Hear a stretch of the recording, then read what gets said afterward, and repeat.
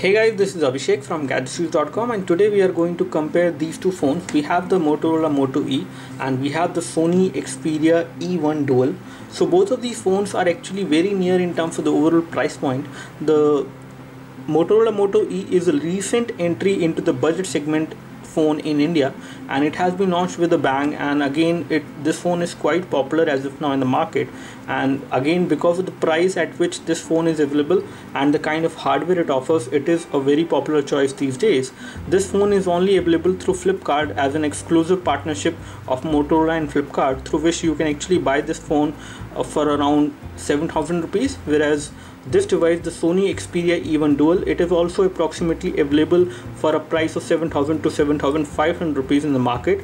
The MRP of the device is a little bit higher, but again, you can get this phone for approximately 7.5 in terms of the overall price, and this device will come for 7,000 rupees, whereas this one is going to come for 7,500 rupees approximately. So again, we are going to compare both of these phones together. Both of these phones are actually a very close competitor to each other, and there are some differences in terms of specifications. There are some differences in terms of the overall form factor, weight, display and other things, and that is something which we are going to highlight. So in this video, we are going to highlight all the good points of Motorola Moto E, all the good points of Sony Xperia E1 Dual, and then based on these good points, you can actually decide which one you should go for. We will also highlight all the things which are lacking in Motorola Moto E and some of the things which are lacking in the Sony Xperia E1 Dual as well. So let's start this comparison, and again, before we start this comparison, let's take a look over the size of these two phones.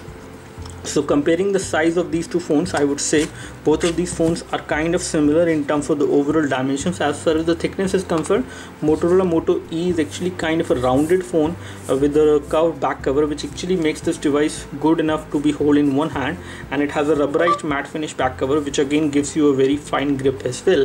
On the other hand, if we talk about the Sony Xperia E1 Dual, this device has a back cover which is again matte finish in nature, and it is a plastic back cover. Again, it is not very thick quality of plastic, very thin quality plastic it is, and it does makes this noise which is kind of not very good, I would say. You have the Sony branding over here in the middle, but again, this device is also having a curved back cover, at least on the edges. Most of it, as far as the back cover, is again flat, so you can easily hold this device as well in your hand. Both of these phones are kind of candy bar phone. You can easily hold both of these devices in your hand without any issues. You can carry them, they're kind of portable.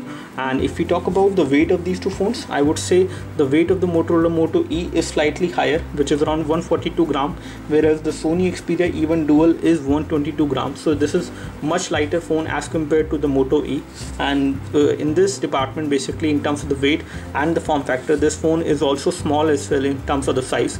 So it is easy to hold in one hand and easy to carry as well. And again, in terms of the dimensions as well, it is smaller as compared to Motorola Moto E in the height department as well as in the width department as well.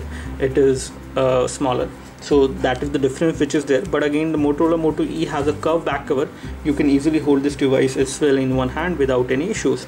Now if we take a look over the display is something which is more impressive on the Motorola Moto E. This device has a display resolution of 540 into 960, and this device is a display resolution of 480 into 800. So the display resolution and the pixel density is much lower on this device as compared to this one. And again, the text look kind of crisp and clear, and again, the display viewing angle of this device are also pretty good, I would say, and the text does not feel pixelated on this device anyhow.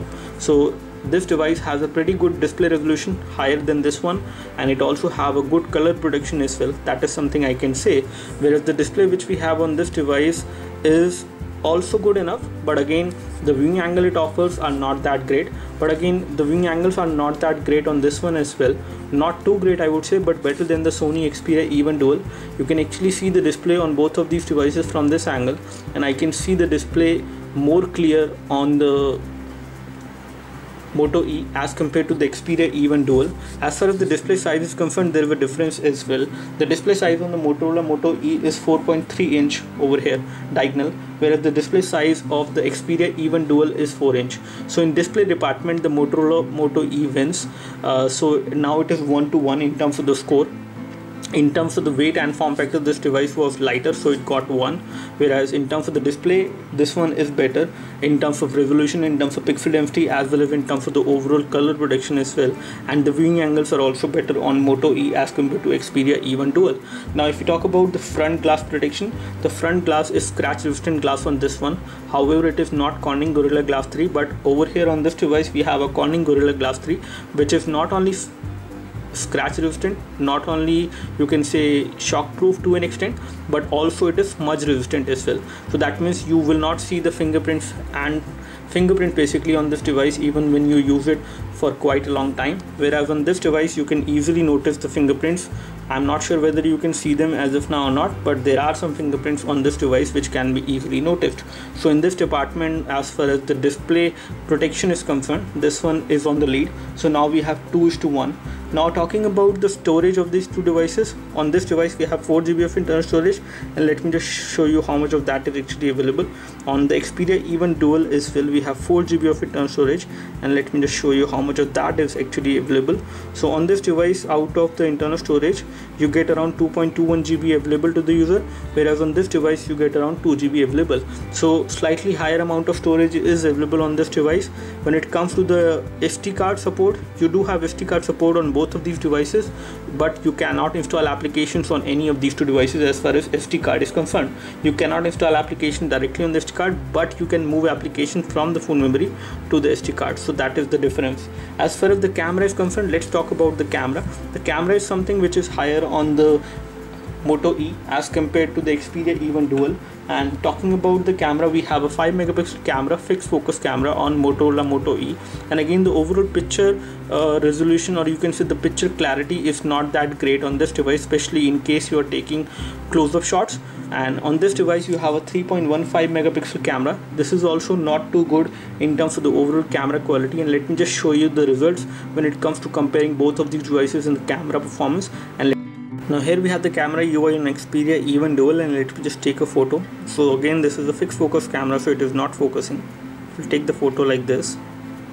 It has taken the photo. Let me just take the same photo with the Motorola Moto E over here, and for this let me just launch the camera.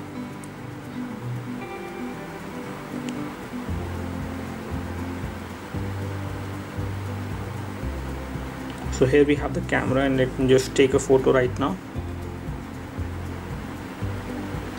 So both the photos has been taken, and let me just show you the same on both of these devices on the display.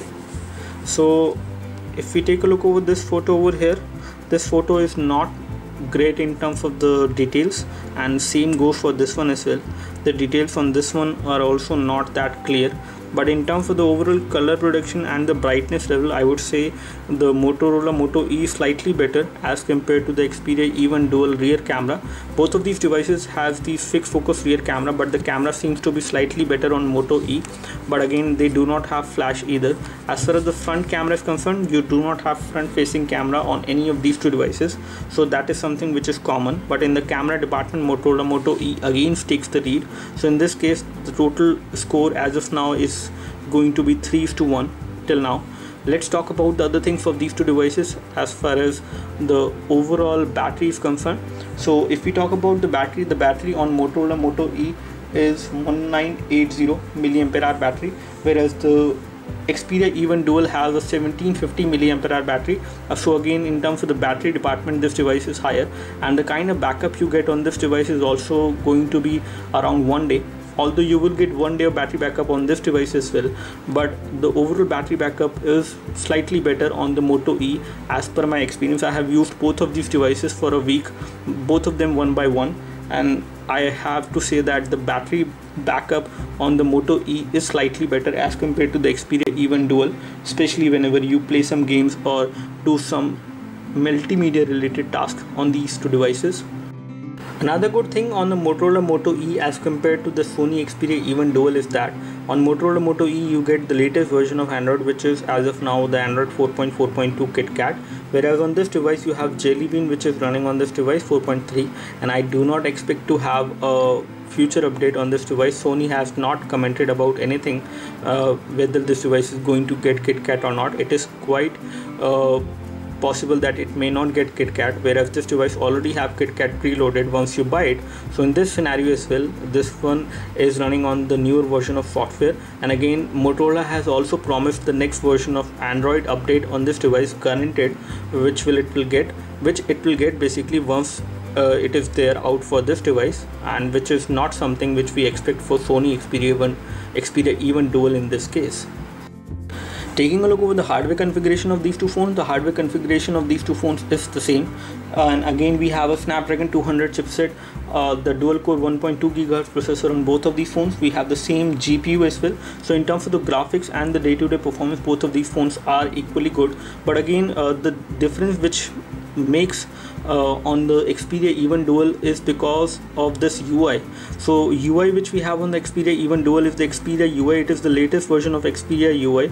So this device has the latest version of Xperia UI which is running on top of Android. So again, the device is responsive and there is no lag, especially whenever you are not running multiple applications in the background or too many applications in the background. In that case, it will not show you the lag, but you will notice good amount of lag whenever you run multiple applications in the background, especially in case you are running some games in the background or any other graphic intensive task is actually going on, including video playback or anything else. Then in that case, you will experience the lag on this device, and this device may hang as well, which has happened with me actually when I was using this device for a week. So on the other hand, the Motorola Moto E is slightly better in this department. This device has a stock Android UI, so again, most of it is stock Android, and lags are kind of very minimal on this device compared to this one. So in terms of the software department, this device gives you a much smooth UI, which is kind of lag free to an extent. Again, this device does show you the lag as well when you are running some graphic intensive tasks like playing some games or playing some high definition videos, and then you are running some applications as well. You will experience the lag on this one as well, but that will be much minimal as compared to this one, which is kind of laggy whenever you do the same things on this device. So I would say the UI front is something which is much better and much fluid on the Moto E as compared to the Xperia E1 Dual, and now this takes the score of 4:1.